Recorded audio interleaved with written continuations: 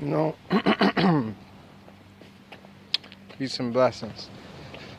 You know, it's like we as souls, we not finished evolving. You know, it's like we talk a lot about the past, our ancient ancestors and following their ways, the tribes of Africa, Nubia, all those, what we got, Zulu and all of them tribes, all the names, Igbo and all of them.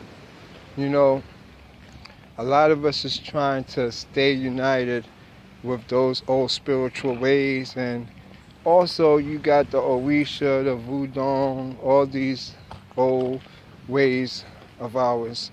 Well, there's something that you got to understand when you align yourself with all these. And that is, everybody back then wasn't conscious yet. Everybody was just first souls on the earth and just happy, celebrating, living. More pleasure seekers and just survivors than actual conscious people. Excuse me. Souls wasn't distributed in the sense of how it is now. When souls first came in, it was more primitive, creature-based, and with that, consciousness didn't come yet.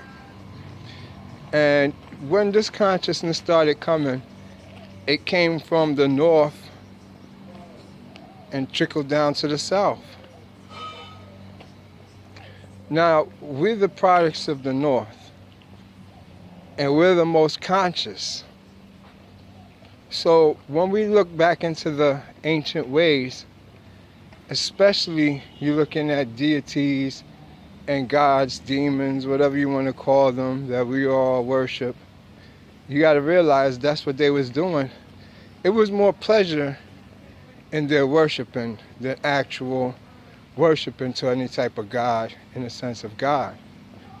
I mean, to be frank with you, every God that is being worshipped is an aspect of the one God. So I'm not saying don't worship no gods or God or whatever religious practice you practice. I'm just giving you some information.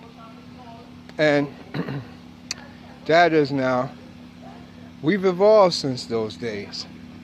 And we don't have to follow those ancient ways because they was falling short of what's called consciousness, empathy, heart. Back then, especially women's, that is practicing the art now, trying to keep that old tradition going. Women, in general, were chattel goods. Every man or family was hoping to have daughters so they could sell them off. All daughters in all tribes back in the days was chattel property of the family, and they sold them off for cows, herds, for positions of power. And the nobler the person or the richer the person, the more cows or gifts, food, whatever they want to give you, was offered up for them. So the maiden really didn't have a choice. She was just like a temple prostitute for the family. And so those ways, it's abolished today for those reasons. I mean, everybody's a human being and have the right to pick who they want. Now, when we're talking about the gods, all gods is a part of your chakra system. It doesn't matter which one you call upon, you have to visit them all.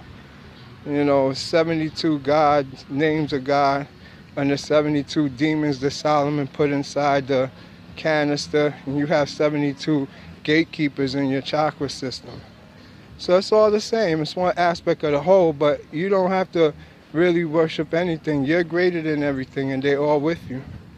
When you doing worshiping and praying and stuff, all you're really doing is taunting the spirits on you. You're not alone. You have spirits all around you. So you mortificate them by concentrating and doing shit like I do in the videos or anything of that sort to bring them alive, to activate them. They activate through your genetics, and now they participate.